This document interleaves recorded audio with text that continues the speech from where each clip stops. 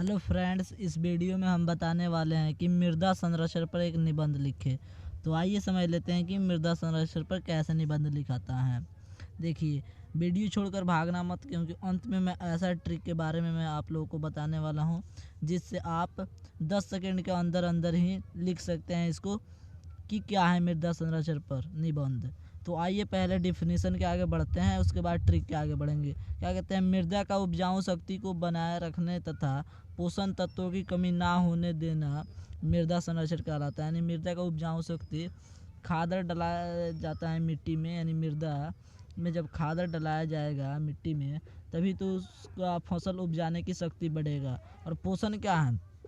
तो हम कोई भी चीज़ खाते हैं वो एनर्जी उत्पन्न होती है, उससे वही पोषण है। तो वो भी क्या, उसमें खादर डलाएगा तो उसमें पोषण उत्पन्न होता है, यानी मिट्टी में।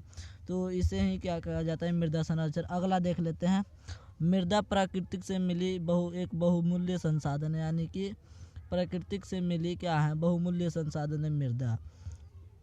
मानव सभ्यता को बचाए रखने के लिए मृदा संरक्षण का आवश्यक है। कहने का मतलब कि मानव सभ्यता कि मतलब मिट्टी अगर ना रहता तो हम लोग फसल कैसे उपजाते और खाना कैसे खाते। तो इसीलिए यहाँ पे कहा है कि मानव सभ्यता बचाए रखने के लिए इसका सुरक्षा, यानी कि मृदा का सुरक्षा आवश्यक है। आइए इसका ट्रिक जानते हैं। क्या कहता है? मृदा का उपजाऊ शक्ति बनाए रखने तथा पोषण तत्वों की कमी ना होने देने मृदा संरक्षण कहलाता है। यानी उपजाऊ शक्ति, उस आप डायरेक्ट समझ लो कि उपजाऊ शक्ति और पोषण तत्वों की कमी ना होने देना मृदा संरक्षण कहलाता है। और मृदा प्राकृतिक से मिली बहुमूल्य संसाधन है।